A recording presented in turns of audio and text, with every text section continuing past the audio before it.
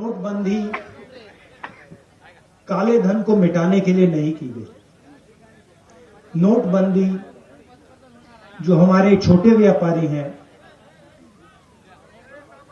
Small और medium business चलाने वाले लोग हैं, जो हमारे किसान हैं, उन पर आक्रमण था और उसका नतीजा आज तक हिंदुस्तान के हर गरीब को दिख रहा है। नोटबंदी के बाद उन्होंने गलत जीएसटी लागू की और इन दो पॉलिसीज में जो हिंदुस्तान की रीढ़ की हड्डी है, जो इस देश को रोजगार दिलवाती है, किसान, छोटे बिजनेस वाले, छोटे दुकानदार, इन सब को नष्ट कर दिया, खत्म कर दिया। यहां आने से पहले मैं युवाओं से मिला, 5-10 युवाओं से मिला और मैंने उनसे सवाल पूछा। वो एग्जाम के बारे में आए थे, डेलीगेशन आया था, एग्जाम के बारे में बात कर रहे थे। मैंने उनसे पूछा कि आपको क्या लगता है आज के हिंदुस्तान में, आपने पढ़ाई कर ली, यूनिवर्सिटी, कॉलेज, स्कूल सब कुछ कर लिया, माता पिता ने आपकी शिक्षा में लाखों रुपए लगा दिए, आपको क्या लगता है आपको रोजगार मिलेगा? चुप हो गए, क्योंकि आज हिंदुस्तान की सच्चाई है। हमारे देश में आज युवा पढ़ सकता है, स्कूल जा सकता है, कॉलेज जा सकता है, मगर रोजगार उसे नहीं मिल सकता। स्टूडेंट्स इंजीनियरिंग पढ़ते हैं, सालों लगा देते हैं और फिर उसके बाद इंजीनियर नहीं बनते, मजदूरी करते। कोई मजदूरी करता है, कोई उबर की गाड़ी चलाता है, कोई ड्राइवर बनता है। ये हिंदुस्तान की सच्चाई है, महाराष्ट्र की सच्चाई है। और जो आपका शिक्षा का सिस्टम है, स्वास्थ्य का सिस्टम है, वो पूरा का पूरा प्राइवेटाइज किया जा रहा है। 2-3 लोग हैं, इनके हवाले नरेंद्र मोदी जी और आपकी यहां की सरकार पूरा का पूरा ढांचा इनके हवाले कर दी। मैंने उनसे पूछा, लड़कों से पूछा कि भाई बताओ,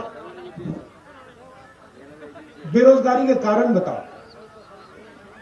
मुझे कहते हैं जो पब्लिक सेक्टर था, जिसमें हमारे जैसे लोगों को रोजगार मिलता था, थोड़ी सिक्योरिटी होती थी, उन्होंने कहा पूरा का पूरा पब्लिक सेक्टर प्राइवेटाइज किया जा रहा है, बंद किया जा रहा है। तो वो भी रास्ता बंद है। नोटबंदी ने, जीएसटी ने एक रास्ता बंद किया, प्राइवेटाइजेशन दूसरा रास्ता बंद कर रहा है। तो ये देश की हालत है। और इन पॉलिसियों का लक्ष्य हिंदुस्तान की गरीब जनता को डराने का है, किसान को डराने का, मजदूर को डराने का, युवा को डराने का।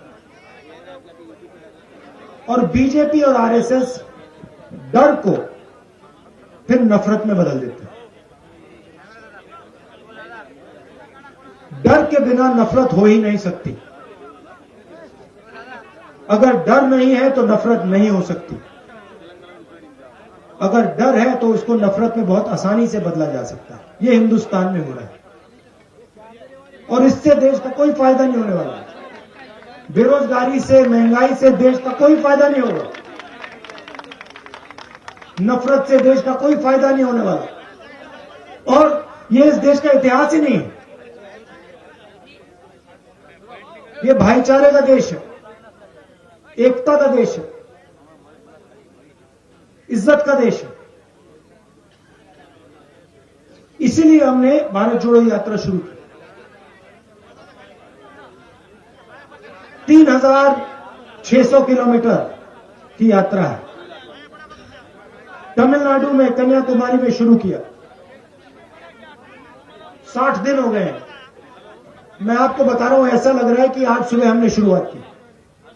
अजीब सी बात है।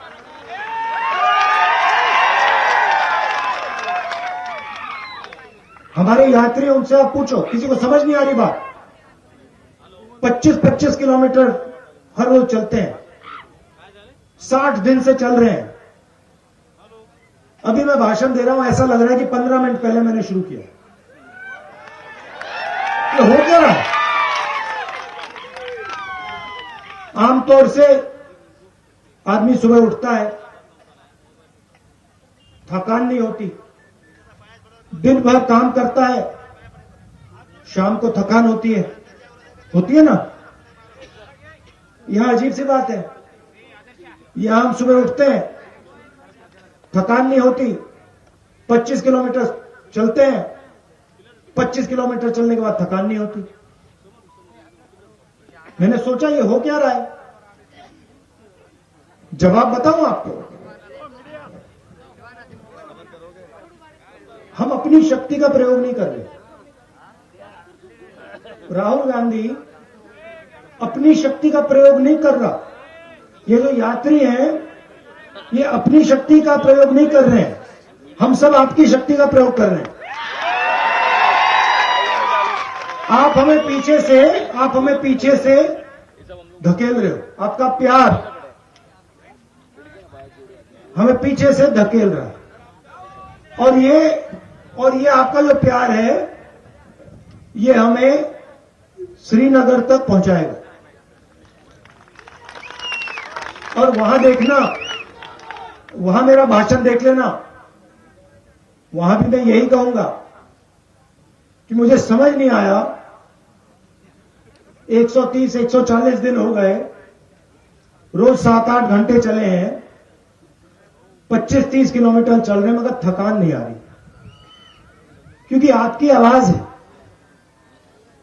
आपका प्रेम है, और हम आपकी आवाज सुनने आए हैं।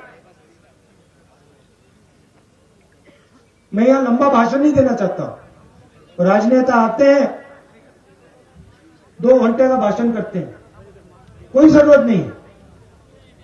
हम यहां आए हैं, 7 घंटे चले, सुबह से शाम हम आपसे बात कर रहे हैं, किसानों से, युवाओं से।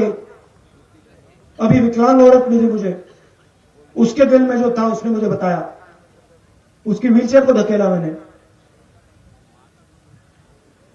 हम आपकी बात सुनने आए हैं, क्योंकि हम जानते हैं आप सब कुछ समझते हो।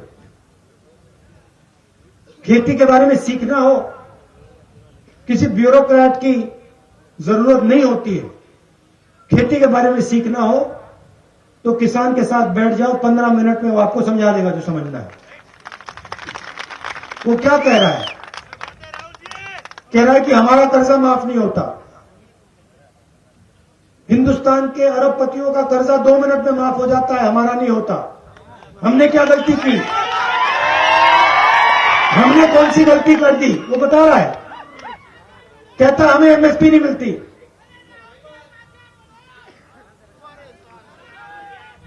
वो कह रहा है, आज मुझे बताया, एक किसान मिला, 20 मिनट मुझे उसने समझाया, जो नरेंद्र मोदी जी की जो बीमा योजना है, इसके बारे में बताया।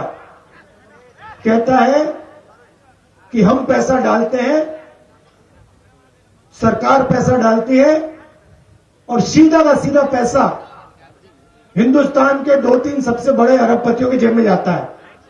हमारा खेत बर्बाद होता है, आंधी आती है, तूफान आता है, हमारा खेत बर्बाद हो जाता है, तो ना हमें इंश्योरेंस कंपनी का फोन नंबर मिलता है, ना ऑफिस मिलता है, ना पैसा मिलता है।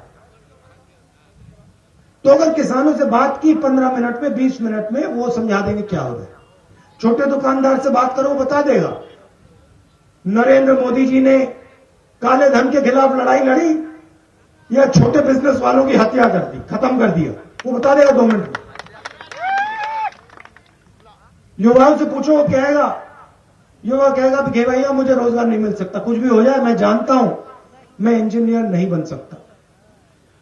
ये देश की सच्चाई है और इसको बदलना है।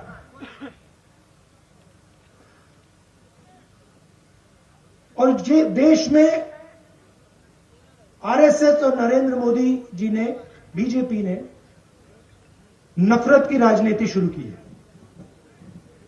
भाई को भाई से लड़ाते हैं। अच्छा, मैं आपसे पूछता हूं,